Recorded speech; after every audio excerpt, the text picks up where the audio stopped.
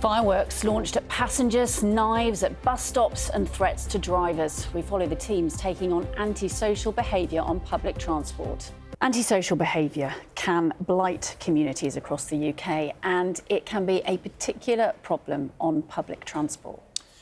Because while some passengers are left fearful of travelling, staff working on services also say they feel at risk while simply doing their job. We've got a special report this morning from our correspondent Dan Johnson. Imagine being on this bus. This is not Star Wars. It's what some passengers have endured on public transport. You feel very uneasy on a bus. People blasting fireworks at buses, a lot of gang violence, a lot of knife crime, just loads of fights and arguments. How does that make you feel when you're taking the bus? Quite scared, to be honest, because you never know what someone could just come on the bus and do. When they was going off, there was it in the bus, so I got learning difficulties, and sometimes it does scare you. And I'll be getting a taxi home because I know that I'll get home safe. They will literally open the back of the bus, the emergency exit, and get on and then get off. You don't know what's going to happen. It does make me feel unsafe. This is Chelmsley Wood, one of Birmingham's antisocial behaviour hotspots. No! They light their lighters on the chairs, they light fires and everything. It's just horrendous. I would literally avoid buses at all costs. There is one behind. There's another one there. When it's the kids are coming out of school, they just dive on the bus.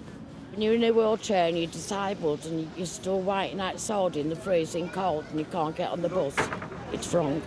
And the bus driver, he gets a lot of abuse. When you come upstairs here, you sit down. No wonder tempers are fraying. And sorry isn't good enough. If I have to go and explain to your parents why you're dead.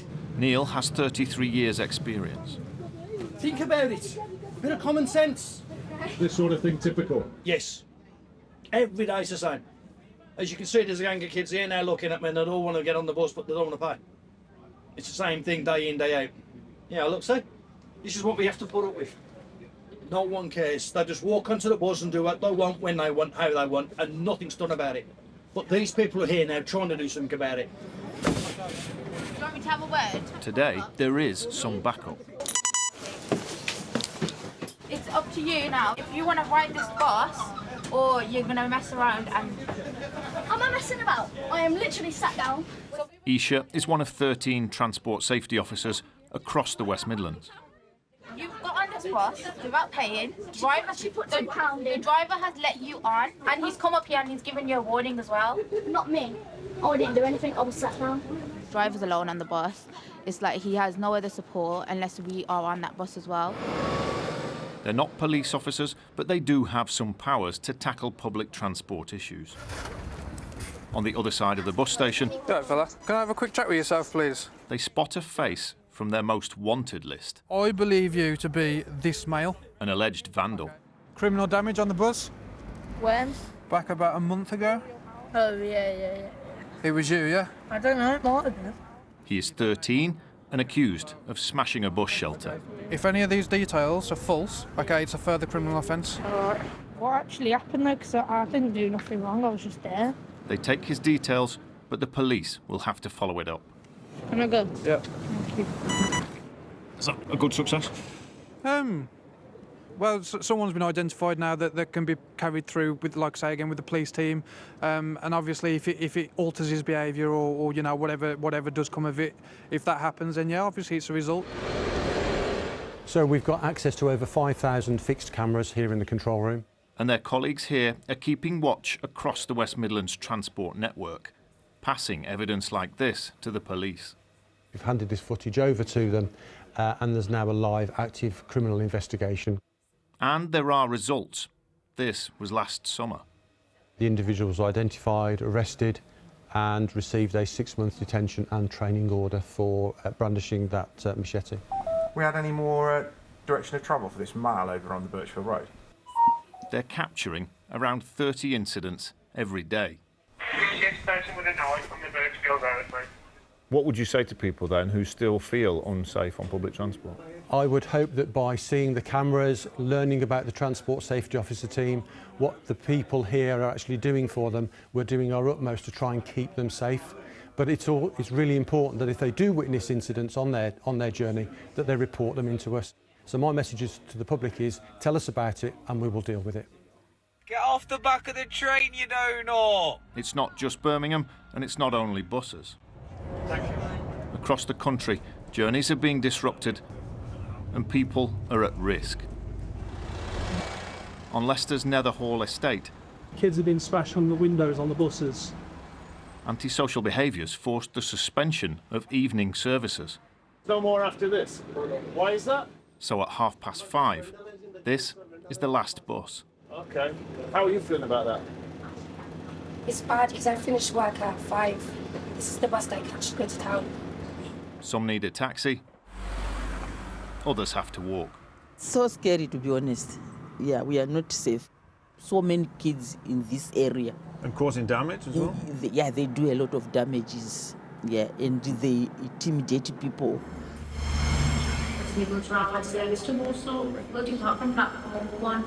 Back in the West Midlands, the transport safety officers are out every day, patrolling stations. Welcome aboard this West Midlands railway service. Trains. Alight here at Victoria Square. And trams. See it, say it, sort it. Sometimes we conductors get abused verbally and sometimes physically as well. So with their presence makes a lot of difference. There has been a lot of trouble recently, hasn't there, in this area now, Wolverhampton and Birmingham, so it's a very good idea. But it's not just down to us here, it's down to the local police team. But for a small team covering a vast area, being in the right place is a real challenge. Where are you on the weekends? Where are you on school holidays? Nowhere. But the thing is, the thing you have to realise... We're the ones getting threatened, we're the ones getting stuff thrown at us, broken windows. Where are you lot? So there is other commitments around the Midlands as well. So 2-3 buses a week getting done. And yet we keep telling everyone, no one does anything. Do you feel at risk? Sometimes, yeah. Everyone feels at risk. We have women do these routes late at night. National Express told us all incidents are investigated, and the Department for Transport says it is giving councils and police stronger enforcement powers. Of course, every day there are millions of safe and uneventful journeys, and yet still there are fearful passengers and drivers who've had enough. 2 weeks ago, I had 2 windows broken on my bus. I got threatened with a knife, and that's all in a day's work. Dan Johnson, BBC News, Birmingham.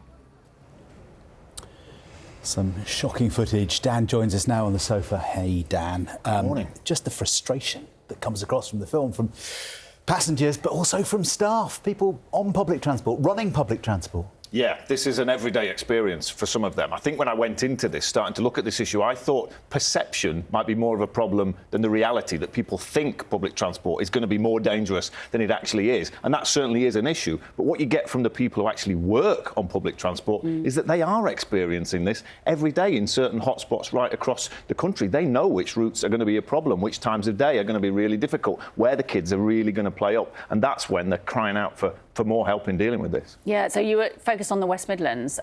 Is it possible to get a sense of what the situation is more widely across the country and how unusual instances that you've managed to find are? Yeah, I think what we've seen there in the West Midlands isn't unusual. This is happening in pockets of places right across the country. There have been instances in Scotland, in Yorkshire, on the south coast, where buses have had to be diverted, they've been damaged, services have had to be suspended. It's particularly a problem around the autumn time, this time of year, bonfire night, Halloween. That's where there is a spike. The West Midlands were able to help us with the filming and share some of this footage, so that's why we focused on there. They were also able to show us what they're doing about it with that team that is trying to get back on the front foot. Not every area has that sort of team. They're going to get more of those officers in the West Midlands. Other areas have piloted similar teams to see if they work. There might be more of them rolled out in the future, but some areas are left pretty much uncovered, and especially when you think about a bus that might be going down a rural route or off down a council estate late at night with the driver just on their own. They don't have a lot of support always, and that's the kind of thing that is being discussed. The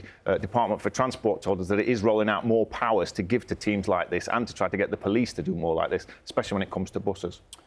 Big response from breakfast viewers this morning, including one email we've had in from Matthew, who was a bus driver in the Midlands and has now left. And he says he cannot go back to work in that industry. And like so many people, he's asking why. Why is it so bad? He reckons it's got 100 times worse since the pandemic. Matthew says police numbers are being cut, too many people on waiting lists, can't get NHS appointments, too many kids are being kicked out or excluded from society or schools, no support.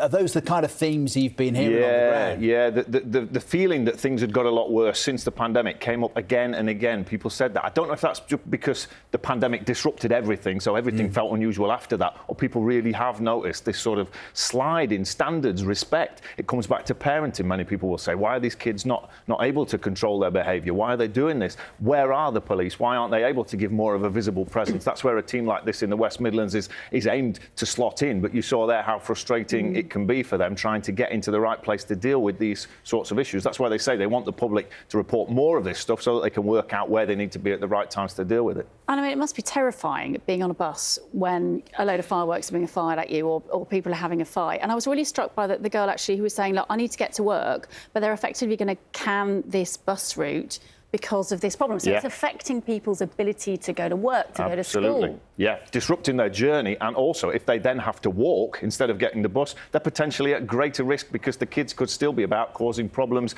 in a different way. So there are all sorts of ways in which this has an impact. And of course, it's not just public transport. Antisocial behaviour is such a widespread issue that overflows onto the transport network. That's why it's such a big problem that's got to be tackled. Getting stats on this is really difficult, but we have seen in the British Transport Police figures from last year a real spike in antisocial behaviour. That's why it's such a priority for all the different organisations and agencies that are charged with dealing with this. But a really difficult time out, not just for passengers, but also for the drivers that are facing this, some of them on a daily basis.